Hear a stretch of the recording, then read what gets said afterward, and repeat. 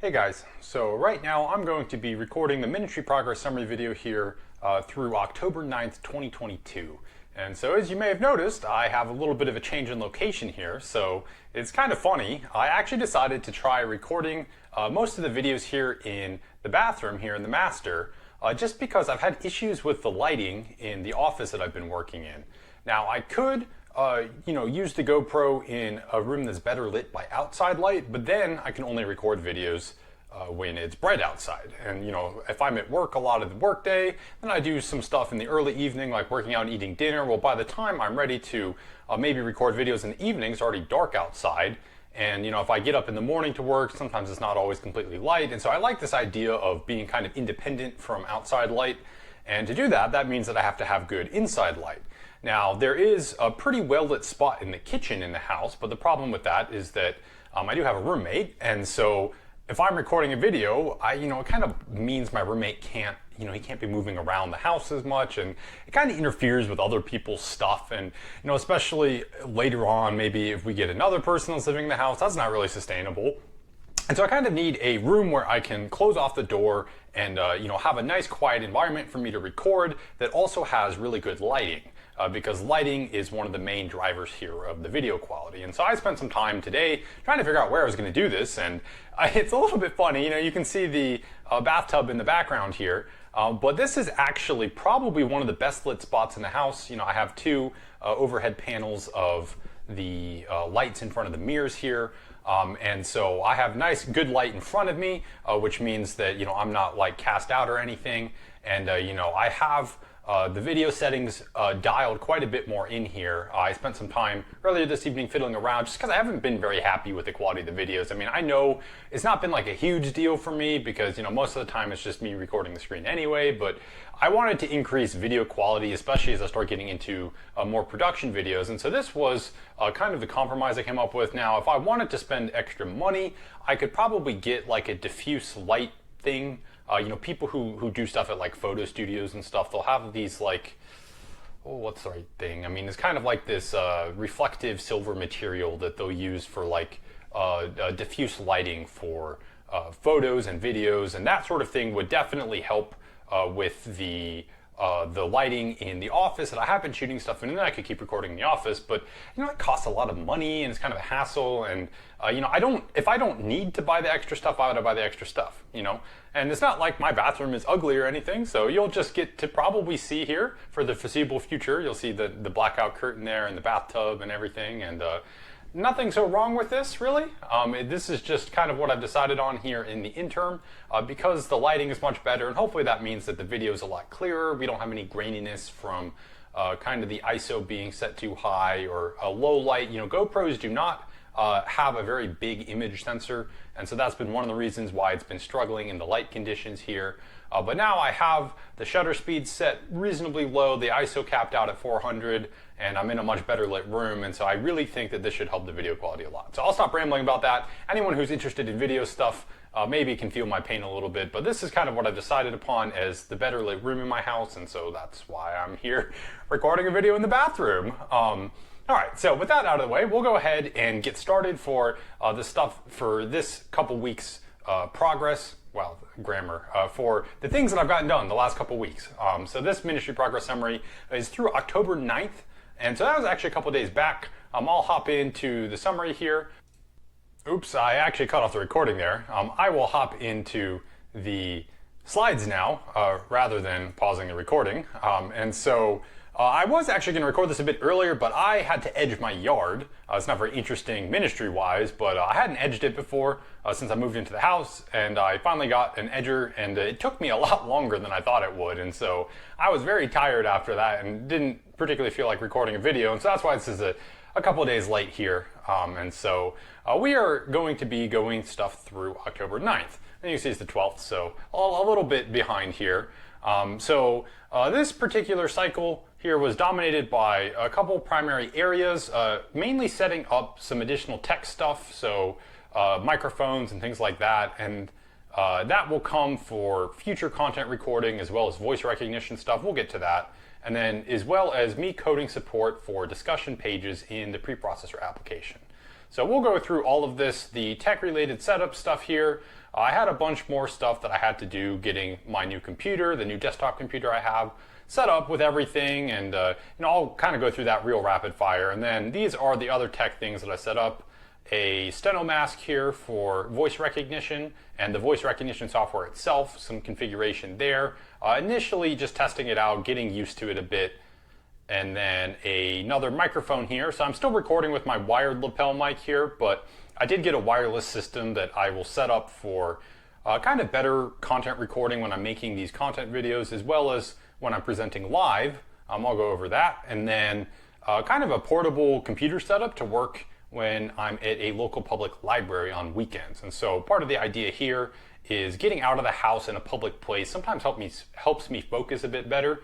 And so one of the problems with that, though, is that if I'm on my puny little tablet screen, I don't have as much screen real estate to work with. And so I tried to figure out a way to get around this, and my solution was I bought two 24-inch monitors, as well as like folding monitor stands and quick release mounts for the monitors. And I have yet to test this out, but I did a lot of research and I'm pretty psyched about how it might work.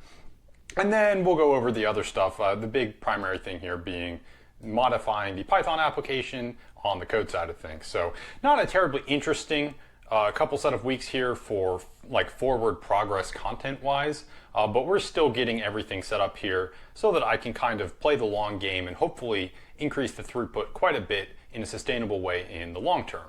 So I'm not even sure if I'm going to read through all of this. Anyone who's really interested can certainly take a look at this slide here. For all of the computer stuff that I had to do, I had to set up SSH keys on the new computer. This is video configuration stuff. I just mentioned some of the stuff that I'd done there. So setting up the new video modes. I had to set up Python on the new computer, properly ignore stuff in Dropbox so it's not syncing like the version control files and the virtual environment that contains Python packages, installing the video editing software on the new computer. This frame rate stuff, this was kind of interesting.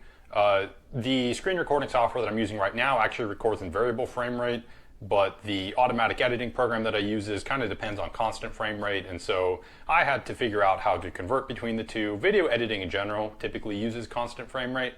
I backed up a bunch of the daily progress summary videos that I've been recording for about a year now. I have a big backlog that I need to upload eventually, but I got those on the new computer since I have a much bigger SSD, backing up to Dropbox in the cloud as well. Just that's a lot more secure in case something were to happen to the backup hard drive. And then set up the computer filtering stuff to kind of lock myself out late at night so that I will actually go to bed at a reasonable time. This is something that I've been doing for a few years now. Just helps me focus better if I kind of control and gate my access to the computers that I use. That way I can work when I want to be working and then be off the computer when I want to be off the computer. All right, so not going to spend too much time here. If you're really interested in this stuff, you can go read a bit more. And then I did a bunch of stuff related to voice recognition. So I actually have a stenomask. This is that I ordered, so I'll actually open up the link here. This is a company that makes these products for voice recognition. Now, there's nothing so unique about how the microphone in this works. The thing that's really cool about it is, it looks really dorky. Let me see if I can find a picture of someone using it somewhere. This is what it looks like. So you hold it up to your face like this. It kind of looks almost like the plague mask from the Black Death in history, but it has this foam inside of it that blocks all of the sound that comes into it, basically. And so you can actually talk into this microphone if you're in a public place, and someone can tell that you're making noise, but it's very muffled. And so it protects your privacy. It also just lets you not bother other people so much if you are using this for voice recognition. And that's like dictating prose is primarily what I'm going to be using this for. And so it's expensive, of course, but this is actually wireless as well. So this is the microphone that I got. Now, the reason why it really matters which microphone you use is because the voice recognition algorithms kind of depend on becoming accustomed to your voice patterns. And if you use a different microphone, it sounds different. And so I wanted to be training the voice recognition software and the AI to be recognizing my voice when I'm talking into this, because I'll be able to use this in all circumstances versus the lapel mic that I'm using right now, just talking in the privacy of my own home. Well, it sounds a bit different. Not super different, but enough so that it might throw off the accuracy of the software some. So that's why I waited until this mic came. Then I got the voice recognition software itself, another very expensive thing here. It's called Dragon, so it's made by a company called Nuance here. The individual, like the home license here, is less expensive. Well, actually, this is the professional version, but I wanted to edit the vocabulary and stuff related to that. I would consider myself somewhat of a power user, like I'm going to go script certain things with their scripting language. I think you can use Visual Basic. The syntax is kind of gross, but if I want to be able to send key presses in a specific order or do macros and things like that, you have to have the professional version to be able to do that. So again, maybe not going to read through all of this. I did a bunch of initial setup here. The short of it is that even right out of the box without a lot of customization on my part, it works very well. I can already dictate quite quickly with good accuracy. I mean, it misses a word every once in a while. Now, I am going to be working in coming weeks and months to integrate this with the keyboard layout design that I've been working on for years. Not going to spend a lot of time talking about that because it's not terribly ministry related, but it's been a personal hobby project of mine for probably about 4 or 5 years now. And voice recognition has been something I've been meaning to pick up for a long time as well. Going to be trying to kind of integrate the two in a hybrid approach, and I just haven't seen very many other people try it. Many people who use voice recognition full-time do it because of carpal tunnel or other RSI, repetitive strain injuries. So they can't type, so they're forced to use voice recognition. And many people who type just don't use voice recognition because it's kind of a hassle to set things up, even though I think it has lots of advantages, and that's obviously why I'm doing it. So a lot of people just haven't mixed the two. So most people that use voice writing only use voice writing, and most people who type only type. And there hasn't seemed to be a lot of like cross-pollination between the two. And so I'm going to try to set up a system that uses both, playing to the advantages of both. So I'll get to that eventually here. But this was the first part. I can already do a good bit of the dictation. I'm going to start hopefully dictating out some of like the stuff here where I'm dictating out stuff that I do every day. Just to get myself accustomed to using the voice recognition in place of typing, because it is much, much faster. As I say, even though the accuracy, I'm still working on some stuff to better increase the usability of this long term, removing some of the ambiguity for the voice recognition engine here just by making my own briefs for things like punctuation. Because if you say the word period, period is a valid word in English, like the period of a pendulum swing or a period of time. So that's ambiguous between whether you want those words or the punctuation mark. So if I make my own text brief for the punctuation mark, I say something different, like a nonsense word that signifies period, then I won't have ambiguity anymore. So things like that will help increase the speed at which I can dictate without ambiguity. So I have a lot more setup ahead of me here, at least to make it work the way that I think will be ideal. But I'm getting the hang of it, and this is exciting because this is part of phase 3 technically in that plan that I'd gone over in the last ministry progress summary. But being able to start dictating things at this high speed, ballpark 200 words per minute, rather than my typing speed, which is, even if I'm touch typing on my custom layout, it's only about 75, which is not that slow. There are people who can touch type closer to 100, 120 even. Those are the very exceptional people, but 200 is still a lot faster. And so being able to do that will just mean that I can get more things generated on the content side here. All right, so that's the voice recognition. This was one piece of technology that I was working on setting up here. So the stenomask, getting that mic specific for the voice recognition so that I can start creating the audio profile in the voice recognition software that will recognize my voice coming through this mic specifically, and then getting the software set up and familiarizing myself with all of its features and stuff. I ordered a separate microphone. This one's different. So the microphone that I'm using right now is a wired lapel mic that I have plugged into the GoPro. I wanted a wireless version.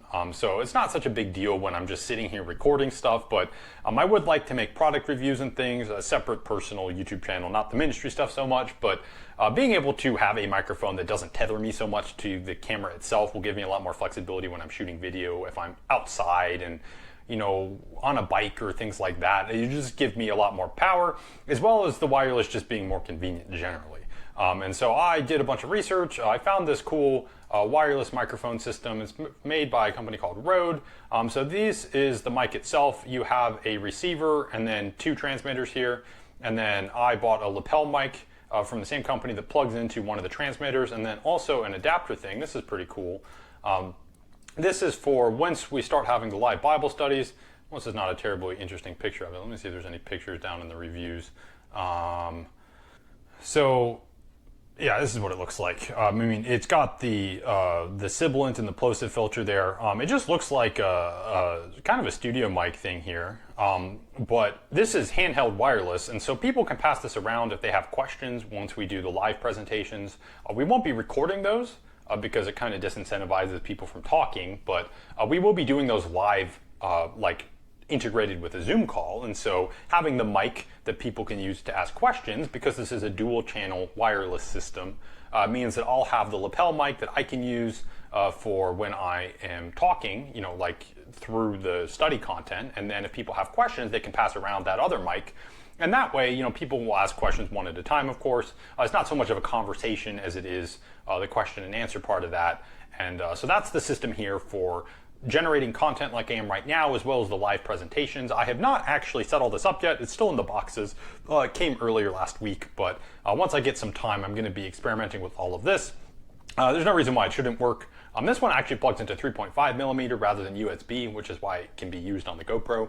But pretty excited about the audio here. It's got very good audio quality, and I did my research. Again, kind of expensive, so I'm spending some funds here, hopefully to set up the audio and the video much better and more sustainably for the long term here. But to do that, you gotta do research. You do have to spend, you do kind of get what you pay for. And I have come to that conclusion after reading a lot of reviews and stuff that if I want to kind of have the highest quality that I can, you do kind of need to spend some money to get quality gear for that purpose. And so it's kind of what I was here. So that's another microphone thing.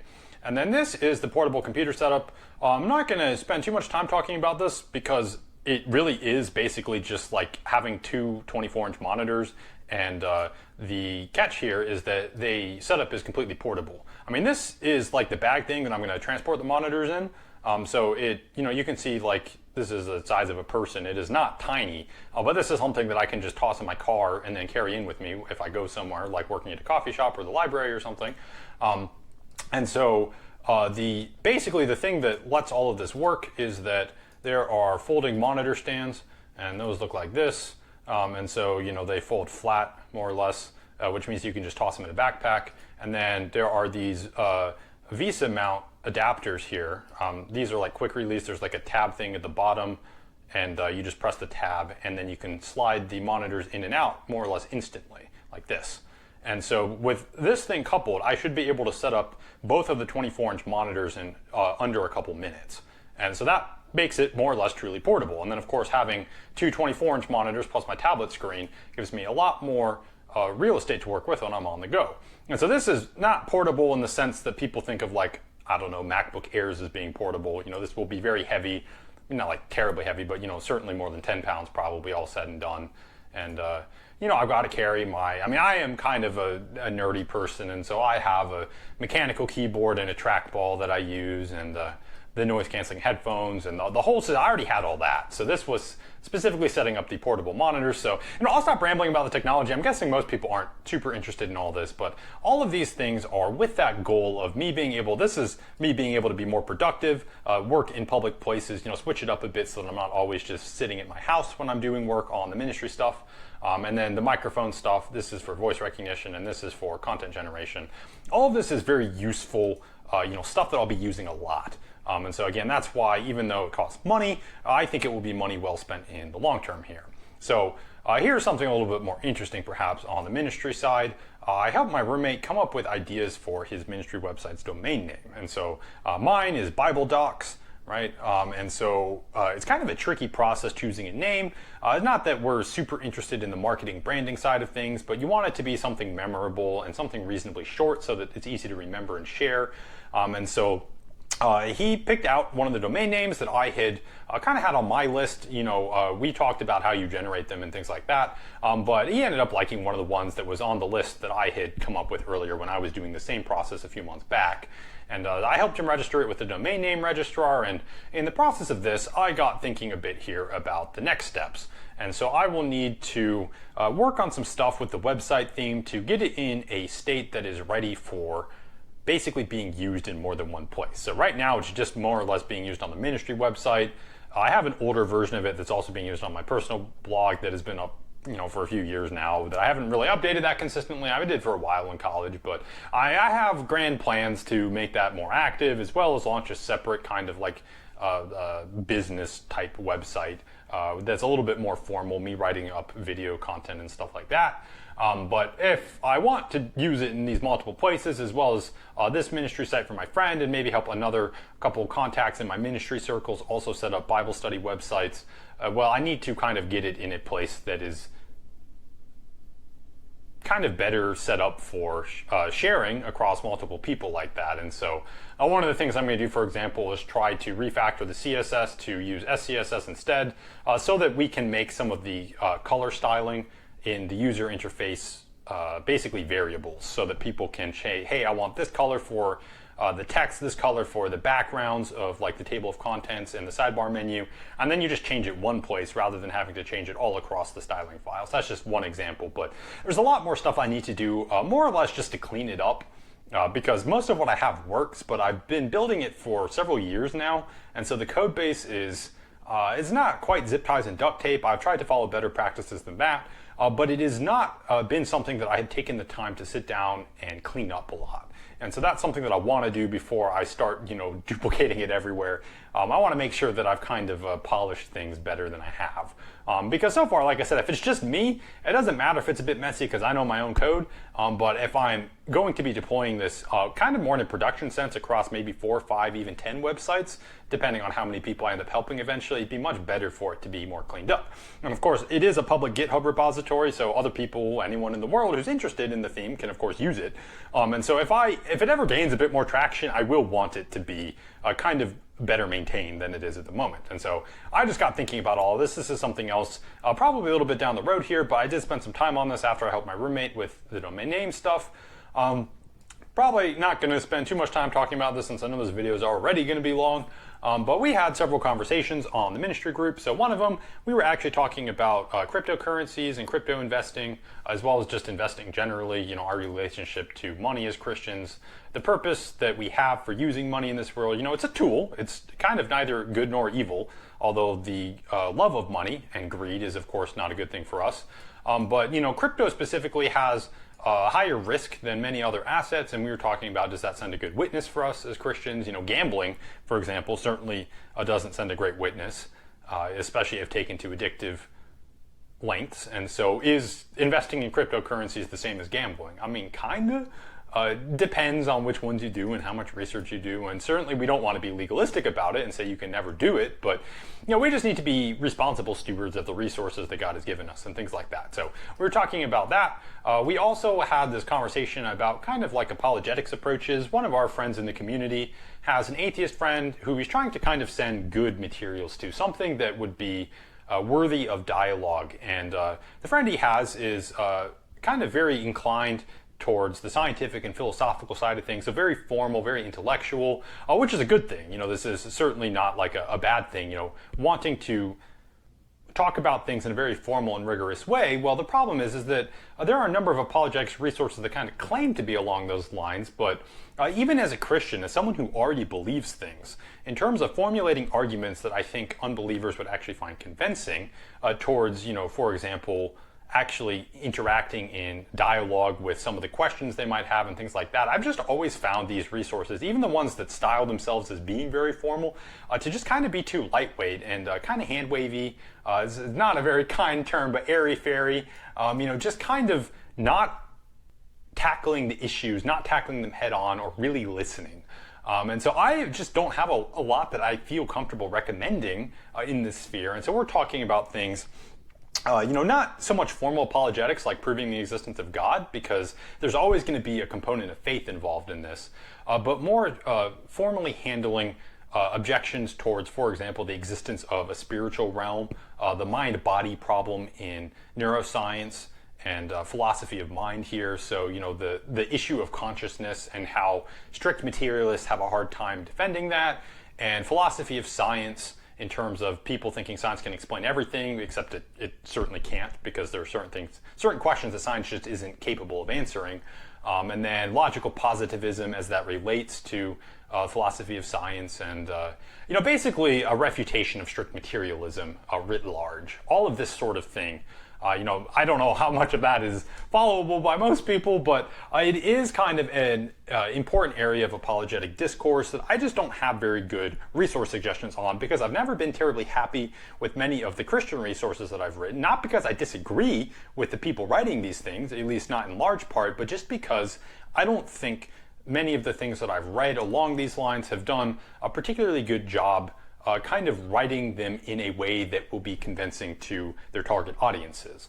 And so it's a very difficult thing to be formal kind of all the way through and through, without presupposing all of the things that we believe as Christians. And so one of the tricky things about apologetics is, to a certain degree, you have to be arguing without presupposing some of the things that we commonly take for granted. So for example, that God exists and that his word is inerrant, and that we can build our doctrine off of that, because if people don't buy the inerrancy of Scripture and they don't believe the Bible as a valid epistemological base, then you have a hard time discussing things with them. And so instead you have to talk about the idea of axioms and presuppositions, and kind of why people believe what they believe, and all of this other stuff, just to kind of be able to talk in a way that doesn't presuppose the thing that you're arguing for. And so it's a shift that can be difficult to do, especially do well. And this isn't like a blanket condemnation of all things apologetics out there, as if I could just do it so much better. It's a tricky subject. It's a tricky thing to handle. The point in this was that I couldn't just think of something off the shelf that I was like, oh yes, this is definitely what my friend should share. So we talked about all of this and kind of the best way to go about it. And some of the things in there, I was actually pretty interested after the conversation. So I went and did some research, tried to find some links that might be helpful here from kind of blogs that I followed, or just videos about these topics and stuff that might be a good start. So those were discussions we had. In as much as people probably haven't been all that interested in a lot of the stuff I've already been rambling about here, I really don't want to talk too much about the actual coding part of this. So I am going to go show you what the discussion pages are. That will probably be more interesting here. So discussion pages are pages and videos here supporting kind of tangentially related content to the studies that I have here. And so here in the SR4 studies, so this is the first lesson here to the SR4 series, which is just the introductory video here, right? And so this has all the content for the introductory video. Now what the discussion page are is on the content page here. If we show the table of contents, you'll see down at the bottom, we have this other section, which is where the discussion page is. Now by default on the content pages, we minimize the content in the transcript of the discussion page so that the only stuff that shows up is the summary and the timestamps, which is like the brief version that will let people get an idea of the topic. So the discussion page as itself looks like a normal page here. So it has its own content and transcripts, right? The content is very similar to all of the other pages on the website. It's how it's organized. So this is the discussion page, kind of the low level here. Now content pages can have one or more discussion pages, and they show up again here at the bottom of the content page. So if I had a second discussion page, it would show up, second after this one, and then they actually show up on the aggregation pages here as well. So note in the sidebar menu here, I added links here to show and hide discussion pages. So right now I only have one, but they function just like the content and transcript sections. You can expand and collapse the discussion pages for any given content page, and by default they'll start out collapsed on the aggregation pages. And this is just the same content that was in the other places as well. And so if you show like the content and the transcripts, then they will show the content and the transcripts within that discussion page section as well. And then you can actually search across all of the content on this page all at once. And again, that's the main purpose of the aggregation pages as used on this site, is primarily for, so here we are in the discussion page section here, right? This is the discussion page showing up on this website as well. Being able to search and skim through absolutely everything here, and then you can, if we hide the content and hide the transcripts, you can search and skim just through the summaries and the timestamps.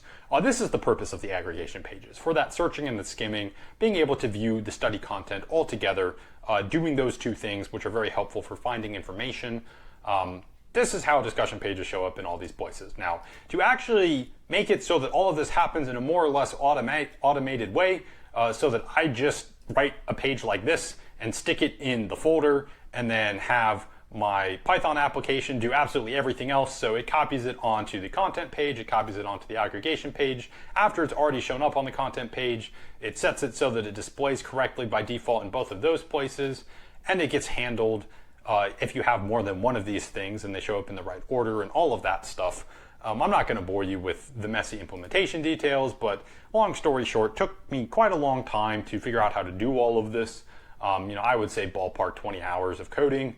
Lots of debugging in that because this is kind of a bug-prone process. I had to change the way that I organize some of the information in the file structure on the website.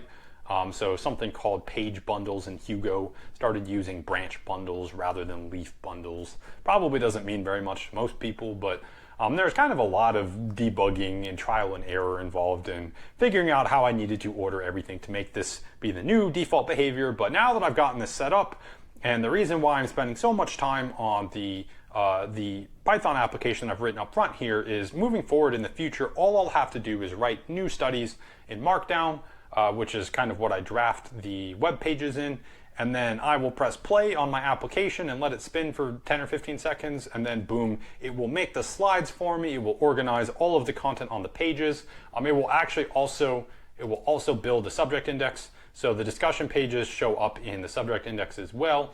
I know that I added something here on Satan, so if we go find Satan here in the subject index, this is actually a discussion page here. You can see because discussion shows up in the page title here. So Satan is already positionally defeated. That's something that we had here.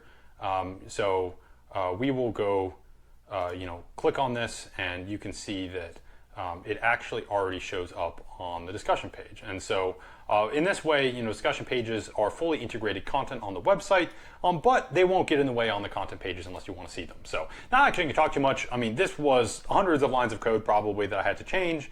And just for a sense of scale, this isn't even the Python application itself. This is the GitHub repository for the website. I had to change some shortcodes and stuff, but this is the number of files I had to change on just the website. And so I don't actually have a lot of the stuff in version control. This is a CSS file. This was, what's this one? This is like the section navigation stuff. I won't bore everyone with the details. It was pretty gross. And it took me quite a long time to get it. I haven't actually been pushing most of the commits to the preprocessor. It's just not something that is quite ready for public use yet. The repo is public. It's just out of date at this point because I've been working on this for a few months past what I pushed more recently, I think. Just keeping it all local here as I continue to polish stuff. So can't show you the actual diff there, but it was probably on the magnitude of 15 files and hundreds of lines changed. So it took me a nice long time here to do all this, but I'm kind of hopeful now that I've done this that I won't have to do things like this again for a while, that I will have knocked out a lot of the kind of the grosser coding side of things here, because now the preprocessor application should properly be doing everything. I shouldn't have to do more. At least that's what I'm hoping. All right, so with that is all of the stuff that I got done here. Again, maybe not the most interesting cycle. In these 2 weeks here, I've done a lot of kind of setup stuff. Now, content will be coming more shortly here, hopefully. So stuff that I still need to do, this is kind of my short-term goals. I need to write up documentation. Now that I've got the discussion pages pushed live on the site, I need to write up some documentation on the content organization page, kind of explaining what they are and how they work, similar to as I've done with the content pages and aggregation pages already. I've been a bit lazy.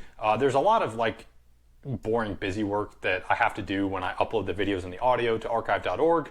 I do that so that people can download them for offline use. So that way you don't have to have an internet connection to watch the videos, because by default YouTube doesn't let you download videos. It's actually against YouTube's terms of service. So I upload them to this platform so that anyone who does want to download the videos, so that they're not tied with that internet connection, can do so. They don't have to violate YouTube's terms of service to do it. I just provide the links in the video descriptions, but I have to go find the files and download them and then upload them to archive.org and make sure the metadata is correct, and it just takes a while and it's a bit of annoying busy work. And so I have a backlog of videos here that I need to do that for, and I should try to keep up with it more consistently. I'm actually thinking as I catch up here, the other big part of phase 2 in the ministry plan here that I went over in the last ministry progress summary.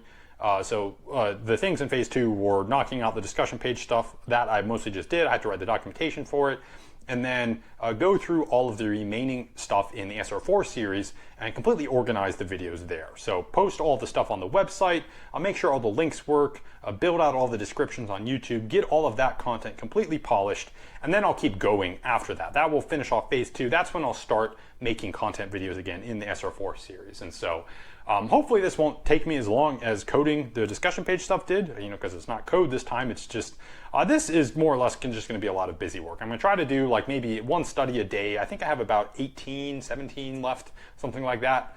And then I've just got to knock it out. And so I'm thinking of doing like all of this archive.org stuff all at once. Kind of just like block myself, several hours there and just go do it for all the videos all at the same time. That way I won't have to like keep coming back to it. And then I'll knock out organizing all the transcripts and the timestamps and the video descriptions and stuff. I may do it like piece by piece because I have quite a bit to do there. But that's the main other thing that I have to do in phase 2, and then I'll be ready to start making new content again. And then hopefully these will be more interesting on the content side, not so much setup stuff.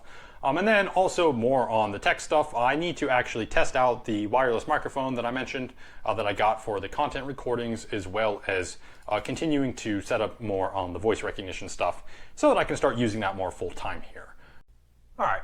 Well, to finish off here, back on the webcam, I'm just going to say real briefly that I'm glad that I got a good bit of work done here on the discussion pages, as well as starting to get some of the SR4 videos. I did the one SR4 video with the discussion page, got that kind of fully organized. So these are some of the steps in that second phase of the ministry rollout plan here.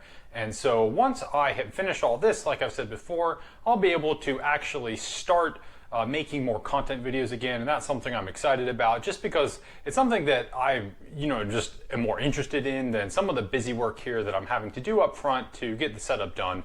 And once I start doing that again, I'm going to try to get more involved locally. I think I've mentioned as well that that's something else I'm looking forward to. So I'm hoping here that, next coming cycle, as I move forward on the organization stuff, that I'll only have maybe several more weeks of this before I'll be done with that initial push. And then that will let me kind of diversify some of the things I work on, and hopefully it'll mean that some of the stuff's more exciting, both for me to do and for people to keep up with here. So I hope that this summary here has been informative for all the people keeping up with what's going on in this ministry. And with that, I will talk to everyone again next time.